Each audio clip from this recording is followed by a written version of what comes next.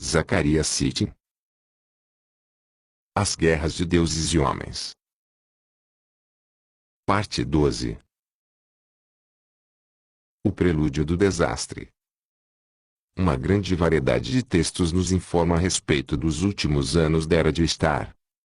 Juntos, esses textos criam um relato sobre incríveis e dramáticos eventos: a usurpação do poder supremo na Terra por uma deusa, a profanação do Santo dos Santos de Enlil em Nippur, a entrada de um exército humano no Quarta Região, uma invasão do Egito, o surgimento de deuses africanos nos domínios asiáticos, rebeliões entre os deuses, em que governantes humanos desempenham tristes papéis e sangue humano foi derramado sem misericórdia. Diante do surgimento de seu antigo adversário, Inanna mostrou-se decidida a não entregar seu império. Colocando no trono primeiro o primogênito de Sargão e depois um outro filho, contando com o apoio dos reis vassalos que dominavam as terras montanhosas do Oriente, ela lutou como uma leoa enfurecida, fazendo chover chamas sobre a terra e atacando como uma tempestade agressiva. Vós sois conhecida pela destruição das terras rebeldes, entoou uma filha de Sargão num poema. Vós sois conhecida por massacrar seu povo voltando-se contra a cidade que não disse que a terra é vossa, fazendo seus rios correrem tintos de sangue. Inanna provocou a destruição à sua volta por mais de 2 anos, até que os deuses decidiram que o único modo de conter a carnificina seria forçarem Marduk a voltar para o exílio. Ele ia retornar à Babilônia quando Sargão tentara tirar parte de seu solo sagrado e fortificar a cidade, modernizando especialmente o sistema de água subterrânea, tornando-a impossível de ser sitiada. Não podendo ou não querendo retirar Marduk à força, os Anunnaki recorreram a Nergal, seu irmão, pedindo-lhe para dar um susto em Marduk, fazendo largar o trono da Babilônia. Esses eventos estão registrados num texto que os estudiosos intitularam Épico de Erra, pois nele Nergal é chamado de região autônoma, um epíteto um tanto depreciativo, pois significa servo de Ra. Um melhor título seria a Lenda dos Pecados de Nergal, pois o texto culpa esse deus por uma cadeia de eventos com um final catastrófico. De qualquer forma, trata-se de uma fonte de incalculável valor para que conheçamos os acontecimentos que foram o prelúdio do desastre. Depois de aceitar a missão, Nergal, Erra viajou à Mesopotâmia para uma conversa cara a cara com Marduk.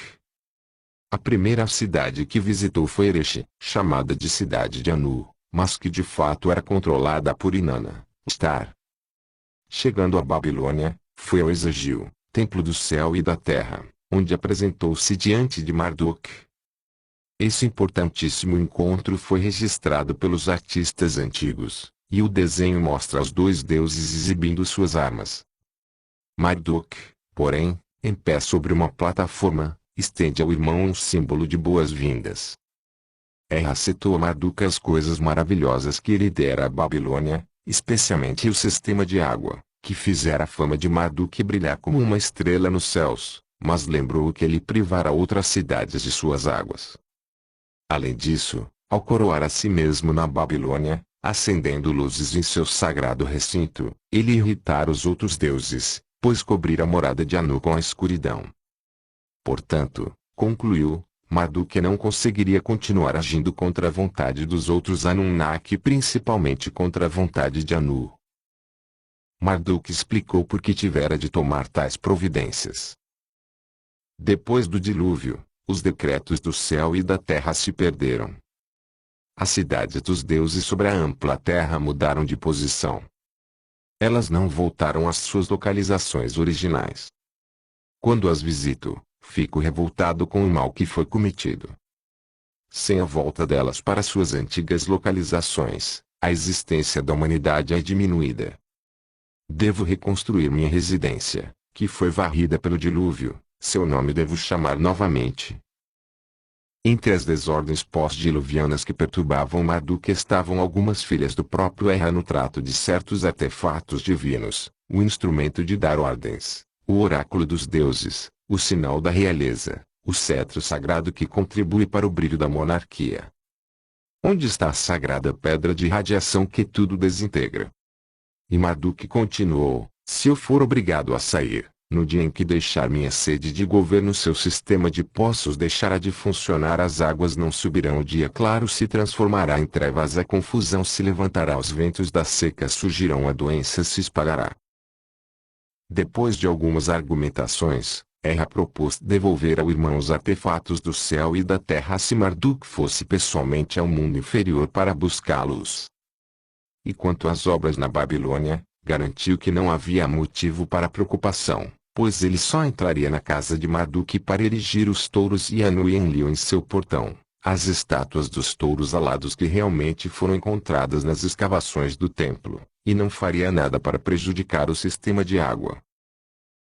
Marduk ouviu a promessa, feita por Erra, e viu suas vantagens. Assim, desceu de seu trono e acertou sua direção para a terra das Minas, morada dos Anunnaki. Marduk concordou em deixar a Babilônia. Porém, nem bem havia assumido tal compromisso, Nergal quebrou sua palavra. Incapaz de resistir à curiosidade, ele entrou na Gigunu, a misteriosa câmara subterrânea na qual Marduk o proibira de entrar. Erra retirou de lá o brilho, fonte de radiação de energia, e, como Marduk avisara, o dia escureceu, o sistema de água deixou de funcionar e logo as terras estavam secas e o povo fadado a morrer. Toda a Mesopotâmia foi afetada, e Enki, Sin e Shamash, em suas respectivas cidades, ficaram alarmados, enchendo-se de raiva contra Erra. O povo fazia sacrifícios a Anu e Ishtar, mas era tudo em vão. Enki, o pai de Erra, censurou a atitude do filho. Agora que o príncipe Marduk deixou o trono, o que fizeste? Então ordenou que a estátua de Erra, que já fora esculpida, não fosse colocada no exagio. Vá embora, vociferou. Parta para onde nenhum deus jamais vai. De início, Erra perdeu a voz, mas logo depois começou a ser insolente. Furioso, arrebentou a morada de Marduk, ateou fogo em seus portões. Desafiador, fez um sinal enquanto dava as costas para partir, anunciando que seus seguidores iriam continuar ali. Quanto aos meus guerreiros, eles não voltarão. E foi assim que, quando Erra retornou a Kuta, os homens que tinham ido com ele permaneceram, marcando a presença de Nergal nas terras de Shem. Eles receberam ordens para se instalar numa colônia não muito distante da Babilônia, montando uma guarnição permanente.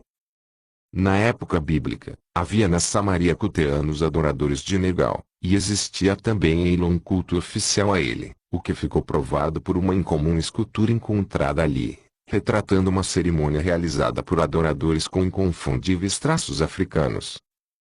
A partida de Marduk da Babilônia trouxe o fim dos conflitos com Ishtar. A rixa entre os dois irmãos e o fato de Nergal ter retido parte do território asiático criaram, talvez não intencionalmente, uma aliança entre este e Ishtar. A série de eventos trágicos que ninguém poderia ter previsto, e que possivelmente ninguém desejava, foi dessa forma determinada pelo acaso e empurrou os Anunnaki e a humanidade para mais perto ainda do desastre final. Com sua autoridade restaurada, Inanna renovou a monarquia em Akkad e colocou no trono um neto de Sargão, Naram-Sin, o favorito de Sin. Vendo nele, finalmente, um digno sucessor do avô, incentivou a procurar a grandeza. Depois de um breve período de paz e prosperidade, ela incitou o rei a expandir seu império. Logo Inanna estava se apoderando de territórios pertencentes a outros deuses, mas eles não quiseram, ou não puderam, lutar contra ela. Os grandes deuses Anunnaki fugiam dela como morcegos desorientados, afirma um hino dedicado à deusa. Eles não conseguiam manter-se diante de seu rosto assustador, não conseguiam aplacar seu coração irado. Diversas gravações em pedra nos territórios anexados retratavam Inanna como a cruel conquistadora em que ela se transformara. No início das campanhas Inanna ainda era chamada de amada de Anu, ou aquela que executa as ordens de Anu. No entanto, seu avanço começou a mudar de natureza, deixando de ser apenas uma contenção de rebeliões para se tornar um plano calculado de conquista da supremacia. Dois conjuntos de textos, uma que trata da deusa e outro de seu protegido, Naram-Sin registram os eventos daquela época. Ambos indicam que o primeiro alvo de Inanna, fora dos que eram permitidos, foi o local de aterrissagem na Montanha dos Cedros. Sendo uma deusa voadora, ela estava bastante familiarizada com o lugar. Então queimou os grandes portões da montanha e, depois de um breve cerco, obteve a rendição das tropas que aguardavam. Eles se debandaram por vontade própria. De acordo com o que está registrado nas inscrições de Naram-Sin, Inanna então voltou para o sul, seguindo a costa mediterrânea, subjugando cidade após cidade. A conquista de Jerusalém, centro de controle da missão, não é mencionada especificamente, mas a deusa também deve ter estado lá, pois está registrado que ela continuara em frente para capturar Jericó. Situada perto do estratégico ponto de travessia do Rio Jordão e da fortaleza de Tel-Gassu, Jericó, a cidade dedicada a Sin, também tinha se rebelado. O Antigo Testamento está repleto de admoestações contra o desvio para deuses estrangeiros. O texto sumério nos transmite a mesma proibição. O povo de Jericó, depois de ter feito a solene promessa de adorar Sin, o pai de Inanna, jurou aliança com outro deus estrangeiro. A rendição dessa cidade das tamareiras a Inanna, que aparece fortemente armada, foi gravada num escudo cilíndrico. Depois da conquista do sul de Canaã, Inanna estava nos portões da quarta região, a área do espaçoporto. Sargão não se atrevera a cruzar a linha proibida, mas Naram-Sin, incentivado por Inanna, atravessou-a. Uma crônica real da Mesopotâmia atesta que Naram-Sin não apenas entrou na península como também invadiu o país de Magã, Egito. Naram-Sin, descendente de Sargão, marchou contra a cidade de Apizal e fez uma brecha em suas muralhas, conquistando-a. Ele pessoalmente capturou Rishadad, rei de Apizal, e seu vizir. Ele então marchou contra o país de Magã e capturou o rei Manudanu. A exatidão dessa crônica babilônica tem sido amplamente confirmada no que diz respeito a outros pormenores, portanto não existe motivo para se duvidar desse trecho. Por mais incrível que possa parecer, ele conta que um rei humano, com um exército humano, atravessou a península do Sinai, a quarta região, restrita aos deuses. Alguns especialistas afirmam que Naram-Sin poderia ter usado a estrada que acompanhava a costa do Mediterrâneo, posteriormente denominada Via Maris, que mantinha os viajantes bem distantes da planície central da península e do espaçoporto. Todavia, certos vasos de alabastro com desenhos egípcios encontrados na Mesopotâmia e Elon identificam como seu proprietário Naram-Sin, rei das quatro regiões. O fato de Naram-Sin ter começado a se chamar de Rei das Quatro Regiões confirma não apenas a conquista do Egito como sugere a inclusão da Península do Sinai em sua esfera de influência. Uma invasão estrangeira ocorrida por volta da época de Naram-Sin está registrada nos documentos egípcios. Esses textos descrevem um período conturbado, caótico. Encontramos num papiro que os egiptólogos conhecem como as admoestações de Ipuer as seguintes palavras: estranhos vieram ao Egito e os nobres estão cheios de lamentações. Essa foi a época em que houve a mudança do centro de adoração e da monarquia de Mênfis-Heliópolis para Tebas, no sul. Os estudiosos chamam esse século de desorganização de primeiro período intermediário, e ele seguiu ao colapso da dinastia. Como pôde Inanna, com sua aparente imunidade, intrometer-se na península do Sinai e invadir o Egito sem encontrar oposição por parte dos deuses dessa região? A resposta está num ponto das inscrições de Naram-Sin que tem intrigado os estudiosos: a aparente veneração de um deus egípcio, Nergal, por parte de um rei mesopotâmico. Um longo texto revela que Naram-Sin foi a Kuta, o centro de culto de Nergal na África, e ali mandou erigir uma estela a qual afixou uma plaquinha de marfim gravada com o relato de sua visita ao local para prestar homenagem ao deus. O reconhecimento do poder e da influência de Nergal bem além dos limites da África está comprovado pelo fato de que, nos tratados feitos entre Naram-Sin e governantes provinciais em Elon, seu nome é citado entre os de outros deuses para servirem de testemunhas. E, Numa inscrição que trata da marcha de Naram-Sin para a montanha de Cedro no Líbano, o rei atribui a Nergal, e não a Estikur, Haddad, como seria de esperar, o sucesso na conquista. Embora desde era do governo do homem nenhum dos reis jamais tenha destruído Armã e Ebla, adora o deus Nergal abriu caminho para o poderoso Naram-Sin. Ele deu-lhe Armã e Ebla, presenteou-o com Amanus e com a montanha dos cedros e o mar superior. Esse intrigante aparecimento de Nergal como uma influente deidade asiática e a audaciosa marcha do protegido de Inanna até o Egito, violação do status quo das 4 regiões estabelecidas depois das guerras da pirâmide, tem uma única explicação. Enquanto Marduk voltava suas atenções para a Babilônia, Nergal assumira um papel preeminente no Egito. Com o retorno de Marduk, embora tenha sido convencido por Nergal, a pedido dos deuses, surgira uma amarga inimizade entre os dois irmãos. Isso levou a uma aliança entre Nergal e Inanna. Ambos, porém, logo se viram diante da oposição dos outros deuses. Foi feita uma assembleia em Nippur para tratar das consequências danosas das incursões de Inanna. Até mesmo Enki concordou que ela fora longe demais. Então Enlil emitiu uma ordem de prisão e pediu o julgamento da deusa. Ficamos sabendo desses eventos a partir de uma crônica que os estudiosos intitularam A Maldição de Agade. Decidindo que Inanna realmente saíra dos limites, foi lançada contra ela a palavra do Ekur, o recinto sagrado de Enlil em Nippur. Mas Inanna não esperou para ser capturada e fugiu de Agade. A palavra do Ekur estava sobre Agade como uma sentença de morte. Agade tremia, seu templo macho estremecia de pavor. Ela, que lá morava, deixou a cidade. A donzela abandonou sua câmara, a santa Inanna abandonou seu santuário em Agade.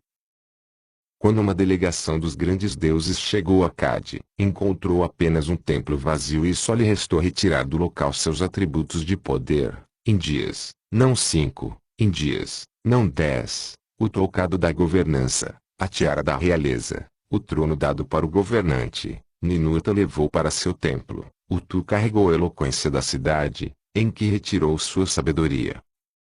A coisa impressionante que podia atingir o céu, Anu levou para os céus. O rei de Akkad ficou prostrado, seu futuro foi extremamente infeliz. Então, Naram-Sin teve uma visão, uma comunicação de sua deusa Inanna. Ele guardou-a para si, não a colocou em palavras. Não contou nada a ninguém por 7 anos. Naram-Sin manteve-se à espera. Teria Inanna ido procurar Nergal durante seu desaparecimento de 7 anos? O texto não responde, mas acreditamos que só lá ela encontraria santuário para fugir da cólera de Enlil.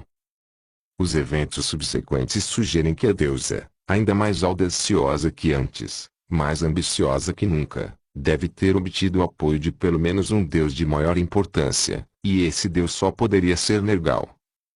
Portanto, parece-nos uma hipótese bem plausível que Inanna tenha se escondido nos domínios africanos de Nergal. Tudo indica que os dois, analisando a situação, revendo os eventos passados, terminaram formando uma nova aliança que daria um novo arranjo aos domínios divinos. Uma nova ordem seria viável, pois Inanna desestruturara a antiga.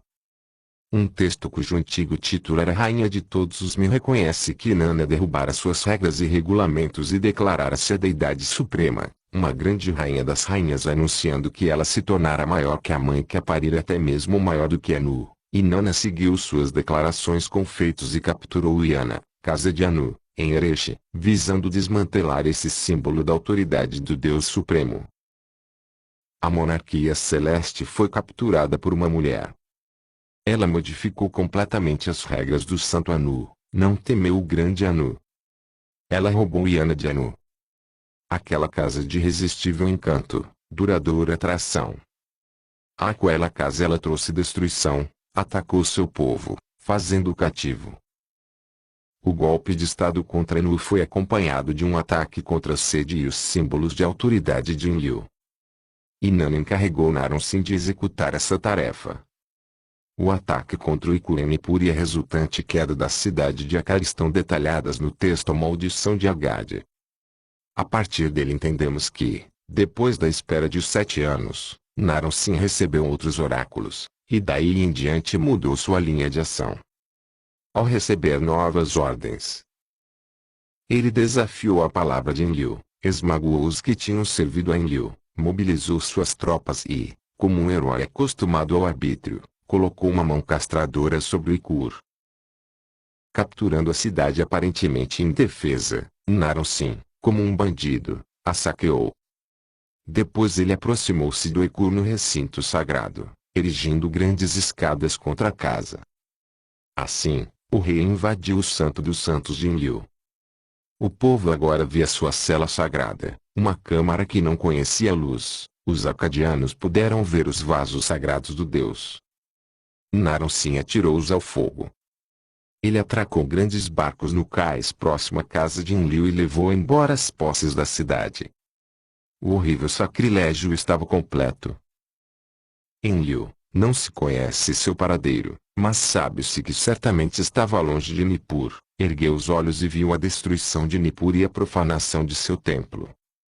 Então ordenou que as hostes de Gutium, uma terra montanhosa nordeste da Mesopotâmia, atacassem Acade, destruindo-a por completo. As hordas desceram sobre a região acadiana em vastos números, como gafanhotos. Nada escapou de suas mãos. O que dormia no telhado morreu no telhado, o que dormia no interior da casa não foi levado para ser enterrado, cabeças foram esmagadas, bocas foram arrebentadas, o sangue dos traidores correu sobre o sangue dos fiéis. Mais uma vez os outros deuses intercederam diante de Enlil, lance uma maldição terrível sobre Acade, mas deixe as outras cidades e suas terras cultivadas sobreviverem. Quando Enlil finalmente concordou, 8 grandes deuses se reuniram para amaldiçoar Acade, a cidade que ousou atacar o Ikur. E termina o antigo escriba, eis como Agade foi destruída. Os deuses decretaram que ela deveria ser varrida da terra e, ao contrário de outras cidades, que depois de arrasadas foram reconstruídas e repovoadas, Acade permaneceu para sempre um sítio desolado. Quanto a Inanna, por fim seus pais conseguiram aplacar seu coração. Os textos não explicam exatamente o que aconteceu, mas nos contam que o pai da deusa, Nanar, sim, chegou para levá-la de volta à Suméria, enquanto a mãe, Ningal, rezava por ela e foi recebê-la à porta do templo. Os deuses e o povo suplicaram a Inanna, chega de inovações, ó, grande rainha. E a principal rainha, em sua assembleia, aceitou a súplica. A era de estar estava terminada. Todas as evidências escritas sugerem que Enlil e Ninurta estavam longe da Mesopotâmia quando Naram-Sin atacou Nippur, mas as hordas que desceram da montanha para arrasar Acade eram as hostes de Enlil, provavelmente lideradas por Ninurta. As listas de reis sumérias chamam a terra de onde saíram esses vingadores de Gutium. Na lenda de Naram-Sin eles são chamados de Mamanda, possivelmente hordas dos irmãos fortes e distantes, que saíram de acampamentos na habitação de Enlil, situada na terra montanhosa cuja cidade os deuses tinham construído. Alguns versos dos textos sugerem que esses homens eram os descendentes dos soldados que tinham acompanhado Emercar em suas distantes viagens, que haviam assassinado seu anfitrião e foram punidos por Utu, Shamash com o exílio. Tendo se tornado uma tribo numerosa, comandada por 7 chefes irmãos entre si, eles receberam ordens de Enlil para arrasar a Mesopotâmia e se atirar contra o povo que matara em Nippur. Por algum tempo os débeis sucessores de Naram-Sin tentaram manter um poder central, enquanto as hordas capturavam cidade após cidade. A situação confusa está descrita nas listas de reis sumérias com as perguntas: quem era rei? Quem não era rei? Irgigi era rei? Nanum era rei? Imi era rei? Elulu era rei? No final, os gutianos assumiram o controle de toda a região da Suméria e Acade. A monarquia ficou nas mãos das hordas de Gutium.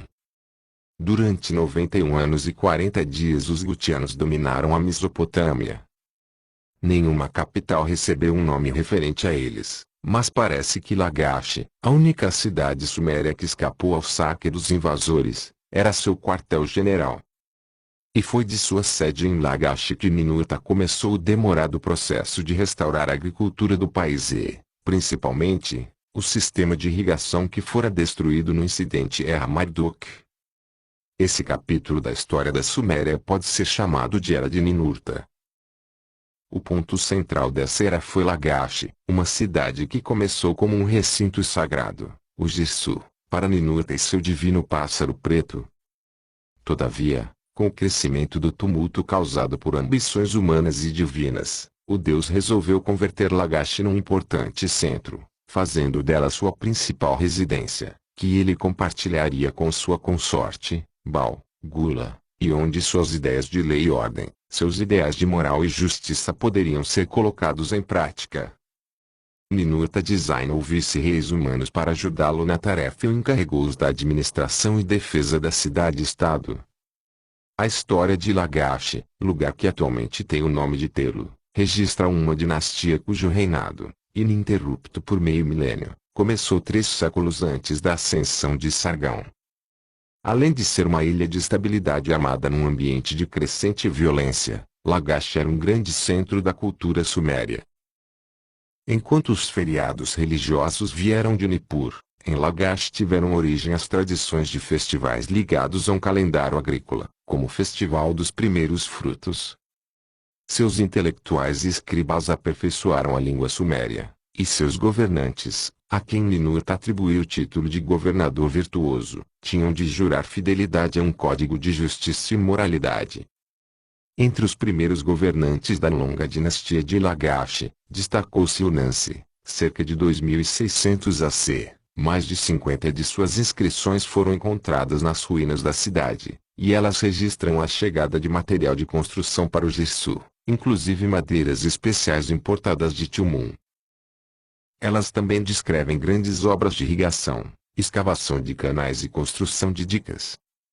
Numa das plaquinhas, Unansi é mostrado chefiando uma equipe de construtores, e pode-se ver que ele não se recusava a fazer pessoalmente algum trabalho braçal.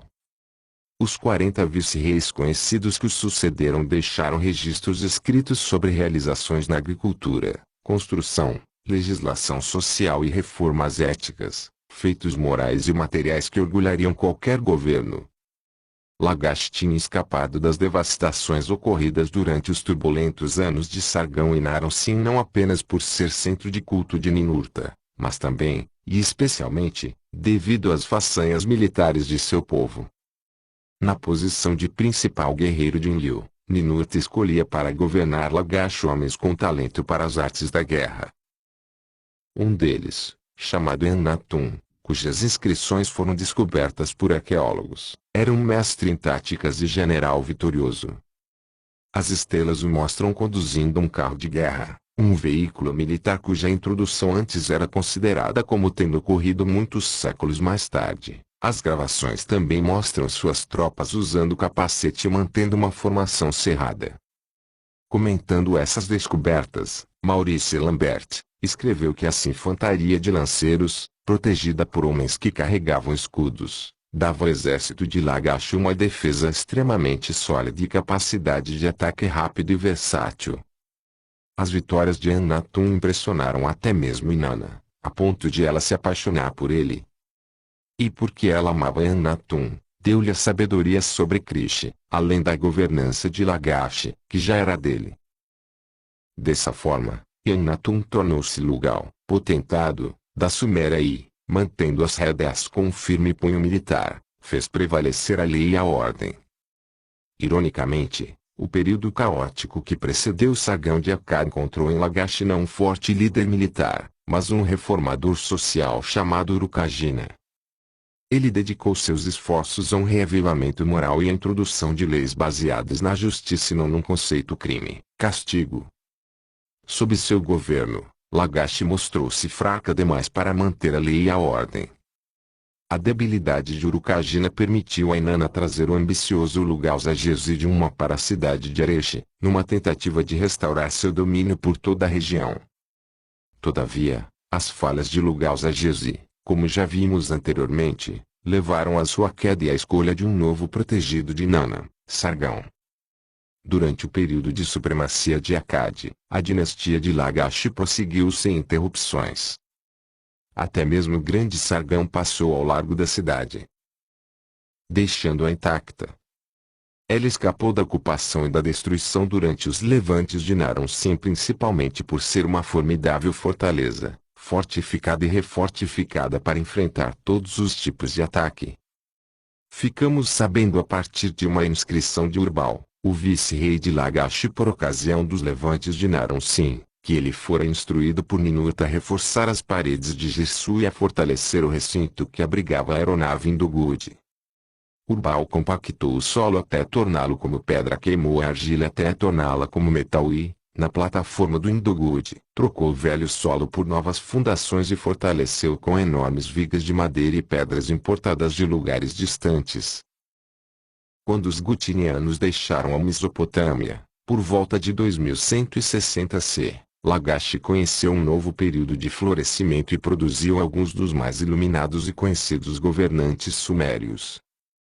Um deles, Gudea, que reinou durante o século 22 AC, é famoso por suas inúmeras inscrições e estátuas descobertas pelos arqueólogos. Seu governo foi uma época de paz e prosperidade, seus registros não falam de exércitos e guerras, mas de êxtase no comércio e na reconstrução. Ele coroou suas atividades com a construção de um novo e magnífico templo no Girsu, que mandou ampliar. Segundo as inscrições de Gudea, o senhor do Girsu apareceu-lhe numa visão, parado ao lado de seu divino pássaro preto. O deus expressou o desejo de ter um novo Ninnu, caso dos 50, a posição numérica de Ninurta na hierarquia dos deuses, e deu a Gudea 2 conjuntos de instruções divinas, um vindo de uma deusa que numa das mãos segurava a tábua da estrela favorável e, na outra, segurava um estilete sagrado, com o qual indicou o planeta favorável, em cuja direção deveria ficar orientado o novo templo. O outro conjunto de instruções veio de um deus que Gudea não reconheceu, mas que depois veio a saber que era Ninjizida, que entregou-lhe uma tábua feita de pedra preciosa contendo a planta do templo. Uma das estátuas de Gudea o mostra sentado com essa tábua no colo e com o estilete sagrado ao lado dela. Na inscrição, Gudea admite que precisou do auxílio de adivinhos e buscadores de segredos para entender o projeto do templo. Ele era, como demonstraram pesquisadores modernos, uma engenhosa planta arquitetônica para a construção de um zigurate sob a forma de uma pirâmide de 7 andares. A estrutura continha uma plataforma altamente reforçada para suportar a aterrissagem da aeronave de Ninurta. A participação de Ninjizida no planejamento de Ninnu tem um significado que vai muito além da mera assistência arquitetural, e sua importância é evidenciada pelo fato de Gudea ter incluído no templo um santuário especial para esse deus.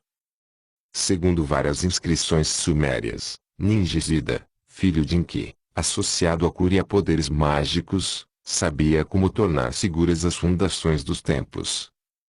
Ele era o grande deus que guardava as plantas. Como já sugerimos anteriormente, Ninjizida não era outro senão Thoth, o deus egípcio dos poderes mágicos, que foi designado como guardião das plantas de arquitetura e construção das pirâmides de Gizé. Ninurta, deve-se lembrar, tinha levado com ele algumas das pedras que ficavam no interior da grande pirâmide por ocasião do final das guerras da pirâmide. Agora, devido aos esforços de Nana e Marduk de obterem a supremacia, Ninurta desejava reafirmar sua posição de 50 através da construção de uma pirâmide de 7 andares para ele mesmo em Lagash.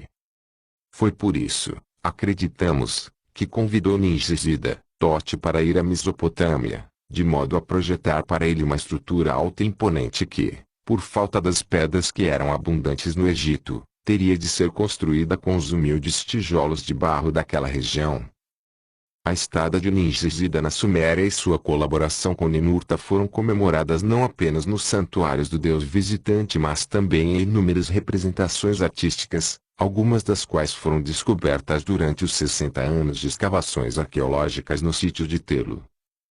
Uma delas combina o emblema do divino pássaro de Ninurta com as serpentes de Ninjizida. Outra mostra Ninurta com uma esfinge egípcia.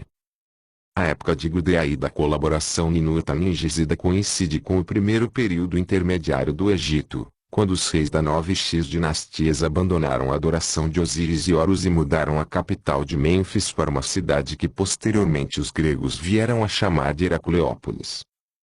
A partida de Totim do Egito pode ter sido consequência dos tumultos ocorridos naquela região, e algo semelhante explicaria seu subsequente desaparecimento da Suméria. Esse deus foi tirado da obscuridade na época de Gudea, só para se tornar um deus fantasma e uma simples memória em épocas posteriores, assírias e babilônicas.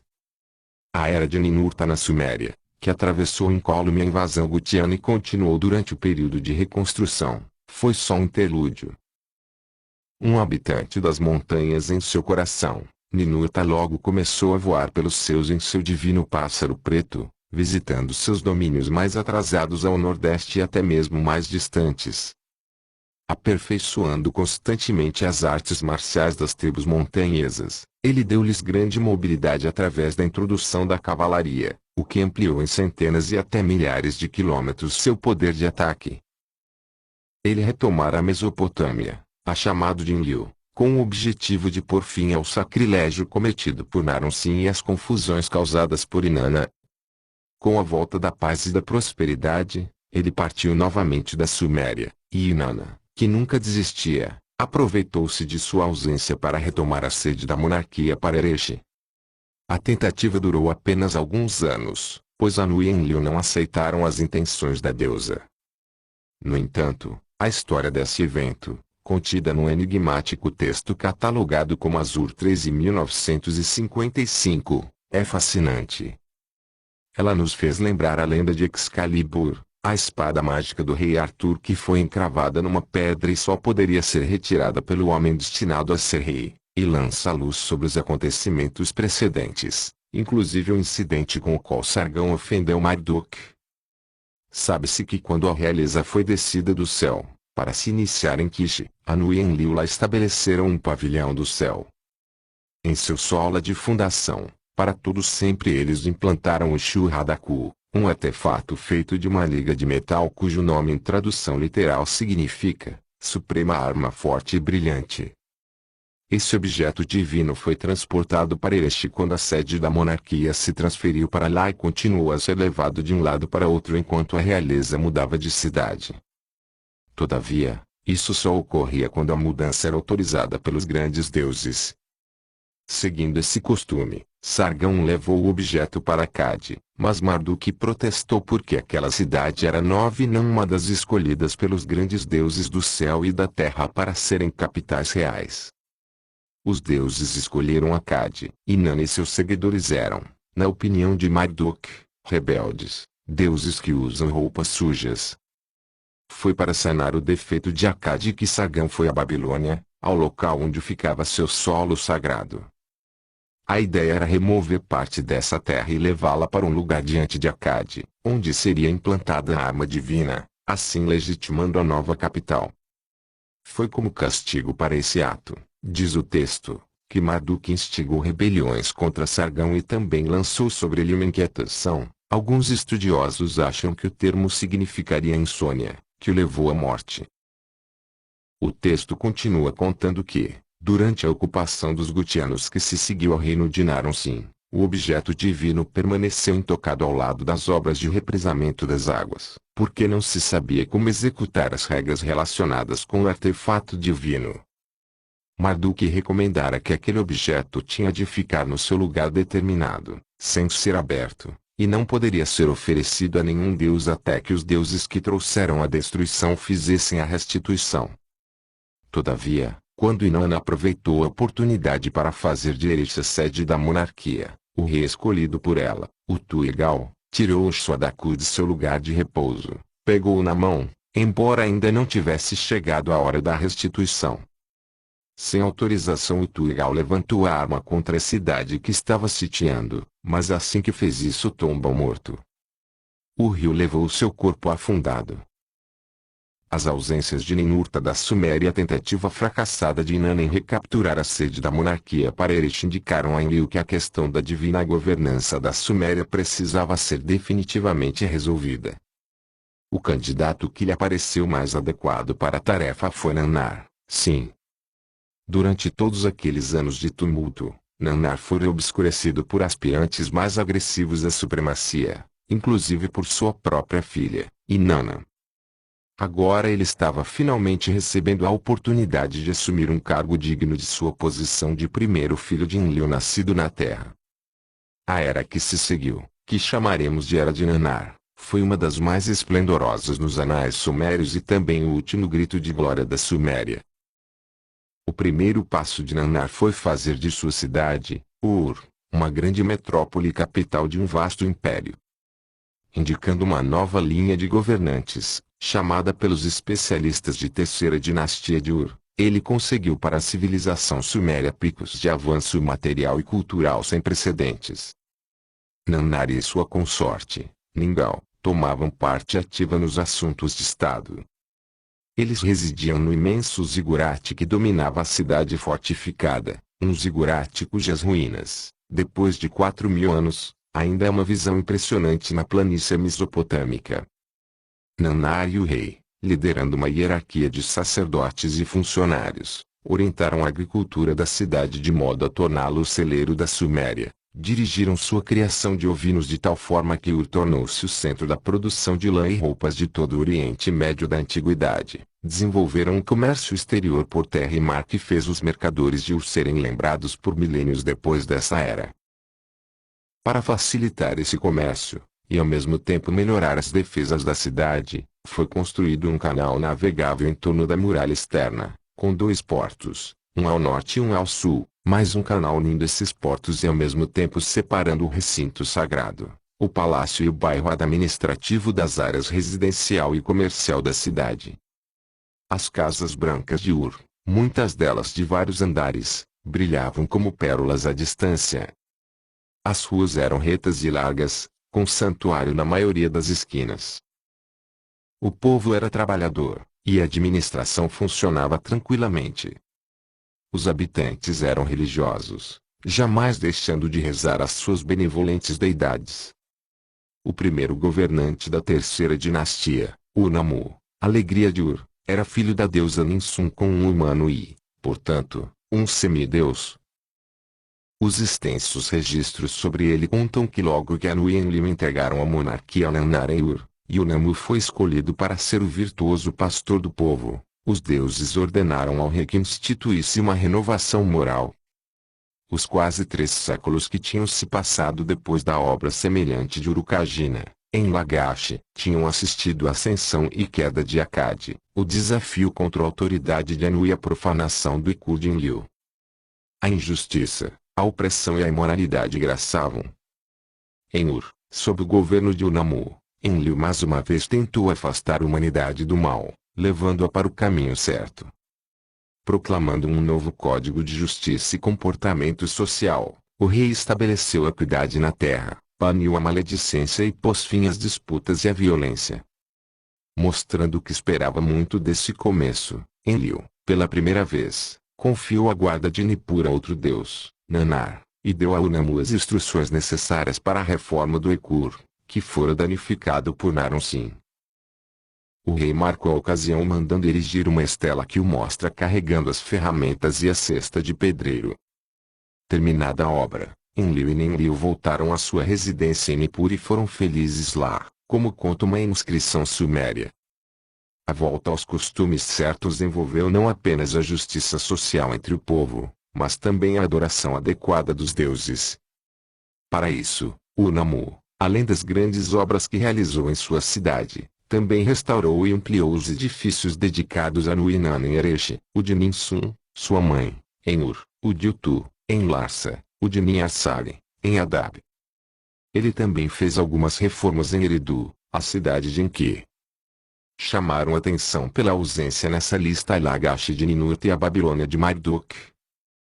As reformas sociais de Unamu e as realizações de Ur no comércio e indústria levaram os estudiosos a considerar a época da terceira dinastia um período não apenas de prosperidade, mas também de paz.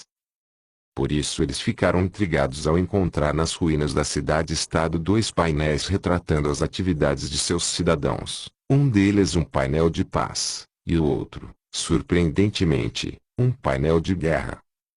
A imagem do povo de Ur como guerreiros alertas e treinados parecia totalmente fora de lugar. No entanto, os fatos, segundo evidências arqueológicas como armamento, uniformes militares e carros de guerra, bem como numerosas inscrições, desmentem essa imagem de pacifismo. De fato, um dos primeiros atos de Unamu foi subjugar Lagash e assassinar seu governador, ao que se seguiu a ocupação de 7 outras cidades. A necessidade de medidas militares não ficou limitada às fases iniciais da subida ao poder de Nanar em Ur. Sabemos a partir de várias inscrições que, depois que Ur e Suméria como um todo gozaram de dias de prosperidade e rejubilaram-se grandemente com Unamu e o rei reconstruiu Ekur, Enlil considerou digno de possuir a arma divina, com a qual ele deveria subjugar cidades mas em terras estrangeiras. A arma divina, que nas terras hostis amontou aos rebeldes em pilhas, a Unamu, o pastor, ele, o senhor Enlil, concedeu. Como um touro para esmagar a terra estrangeira, como um leão para caçá-la, para destruir as cidades mas, limpá-las da oposição contra o Altíssimo. Essas palavras nos fazem lembrar as profecias bíblicas sobre a ira divina, que por meio de reis mortais, caia sobre cidades más e povos pecadores. Elas revelam que, sob a capa da prosperidade e da paz, estava se criando uma nova guerra entre os deuses, uma luta pela aliança das massas da humanidade. O triste fato é que o próprio Unamu, tornando-se um poderoso guerreiro, o poder de Nanar, encontrou uma morte trágica num campo de batalha. Numa terra distante onde o povo se rebelou, o carro do rei atolou na lama e ele caiu. Porém, em seguida, os cavalos avançaram, o carro se movimentou bruscamente e atropelou Unamu, que ficou ali, abandonado como um jarro esmagado. A tragédia tornou-se ainda maior quando o barco que trazia de volta seu corpo à Suméria afundou num lugar estranho. As ondas o arrastaram, levando Unamu dentro dele. Quando a notícia chegou a Ur, houve grandes lamentações. O povo simplesmente não conseguia entender como, um pastor virtuoso, um rei que fora tão justo com seus súditos e fiel aos deuses podia ter sofrido um fim tão indigno. Ele não entendia por que o senhor Nanar não o pegara pela mão, porque Nana, senhora do céu, não colocara seu nobre braço em torno de sua cabeça, porque o valente o não o ajudara. Porque esses deuses tinham se afastado. Unamu, sem dúvida, fora traído pelos grandes deuses. Como a sorte do herói mudou. Anu falou a sua palavra sagrada. Enlil finalmente modificou seu decreto do destino. O modo como Unamu morreu, 2096 AC, talvez explique o comportamento do seu sucessor, sobre o qual pode-se usar o conceito bíblico para um rei que se prostituiu e fez o que havia de errado diante do Senhor. Esse governante, chamado Shuji, nasceu sob divinos auspícios, pois foi o próprio Nanar que tomou providências para a criança ser concebida no santuário de Enlil, em Nippur, através da união entre Unamu e a suma sacerdotisa, de modo que pudesse ser considerado um pequeno Enlil uma criança adequada para a realeza e para o trono. O novo rei começou seu longo reinado, escolhendo manter seu império por meios pacíficos, e pela reconciliação divina. Assim que subiu ao trono, iniciou a construção, ou reconstrução, de um templo dedicado a Ninurta, em Nippur, o que o permitiu declarar Ur e Nippur cidades irmãs. Em seguida ele mandou construir um navio, que chamou Enlil, e partiu para a terra do voar para a vida. Seus poemas indicam que Shuji imaginava-se um segundo Gilgamesh e desejava seguir os passos de seu predecessor até a terra dos vivos, a península do Sinai. Atracando no lugar da rampa, ou lugar do aterro, ele construiu ali um altar para Nanar. Continuando a viagem por terra, Shuji chegou a Arsag, a montanha de Ninharsag ao sul da península, e lá também mandou construir um altar. Continuando o avanço pela região do Sinai, ele atingiu o lugar chamado Bad-Galdingir, Durmailu em acadiano, o grandioso lugar fortificado dos deuses. Agora Shuji estava realmente imitando Gilgamesh, pois este, ao chegar pela região do Mar Morto, também parara para orar e fazer oferendas no lugar onde ficava o portão dos deuses, situado entre o Neguev e a península do Sinai propriamente dita. Lá Shuji erigiu um altar para o deus que julga. Foi no 8º ano do reinado de Shunji que ele iniciou a viagem de volta à Suméria. A rota, passando pelo crescente fértil, começava em Canaã e no Líbano, locais onde ele construiu altares no lugar dos oráculos luminosos e no lugar coberto de neve. Foi uma jornada propositadamente longa, feita com a intenção de fortalecer os laços imperiais com as províncias distantes. Em resultado dela, Shuji construiu uma rede de estradas que manteve o Império unido em termos políticos e militares e também estimulou o comércio e, portanto, a prosperidade. Ao conhecer pessoalmente os chefes locais, ele aumentou ainda mais os vínculos com estes arranjando o casamento adequado para suas filhas. Shuji voltou à Suméria vangloriando-se de que aprendera 4 línguas estrangeiras. Seu prestígio estava no auge. Num ato de gratidão, ele construiu um santuário para Nanar, sim no recinto sagrado de Nippuri. Em troca disso, recebeu os títulos de sumo sacerdote de Anu e sacerdote de Nanar em cerimônias que ele registrou em seus escudos cilíndricos. No entanto, com o passar dos anos, Shuji começou a preferir os luxos de Uni em vez dos rigores das províncias e pouco a pouco foi deixando seu governo a cargo de delegados. Ele passava o tempo compondo hinos com o valente Utu, um amigo que é como irmão, bebi vinho forte no templo fechado por Anu. Mais menestréis cantaram para mim as 7 canções do amor. Inanna, a rainha, a vulva do céu e da terra, estava a meu lado, banqueteando-se no templo.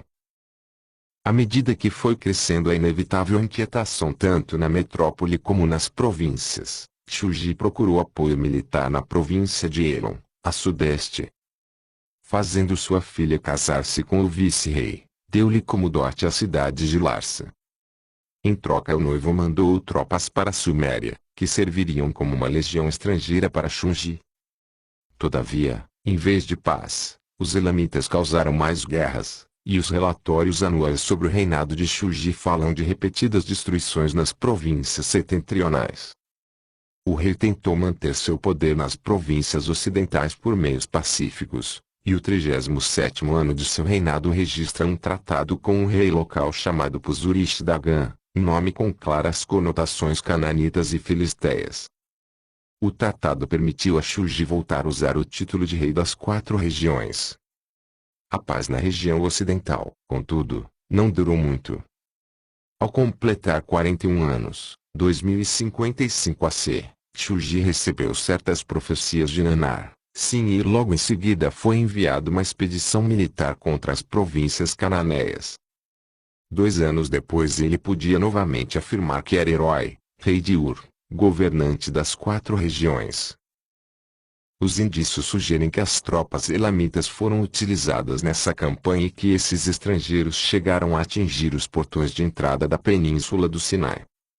Seu comandante chamava-se a si mesmo de favorito do Deus que julga, amado de Inanna, aquele que ocupou Durilu. Porém, nem bem as tropas de ocupação retiraram-se, começaram novamente as rebeliões. Então, no ano de 2049 AC, Shuji ordenou a construção de uma muralha ocidental para proteger a Mesopotâmia. Shuji ainda continuou no trono por mais um ano, que foi repleto de inquietações. Embora até o final ele tenha insistido em se proclamar querido de Anu, não era mais um escolhido de Anu e Enlil. Segundo o ponto de vista dos deuses, que está registrado em textos sumérios, os divinos regulamentos ele não seguiu, sua honestidade ele sujou. Por isso, foi decretada a morte de um pecador no ano de 2048 AC. Quem sucedeu Shuji no trono foi seu filho, Amar-Sin. Apesar de os primeiros 2 anos de seu governo serem lembrados por suas guerras, seguiram-se 3 anos de paz. Todavia, no 6º ano houve um levante no distrito setentrional, Assur, e no 7º, 2041 AC, foi necessária uma importante campanha militar para reprimir 4 localidades ocidentais e suas terras. Parece que essa campanha não foi muito bem sucedida, pois a ela não se seguiu a costumeira concessão por Nanar de títulos ao rei. Em vez disso descobrimos que Amar-Sin, rei de Ur, voltou sua atenção para Eridu, a cidade de Enki, estabelecendo lá uma residência real e assumindo as funções sacerdotais. Essa mudança na filiação religiosa pode ter sido causada pelo desejo prático de assumir o controle das docas de Eridu, pois no ano seguinte, o nono de seu reinado, Amar-Sin zarpou para o mesmo lugar da rampa visitado por seu pai. Todavia, ao chegar à terra de voar para a vida, ele foi picado por uma serpente, ou um escorpião, e morreu. Amar-Sin foi substituído no trono por seu irmão Shu-Sin.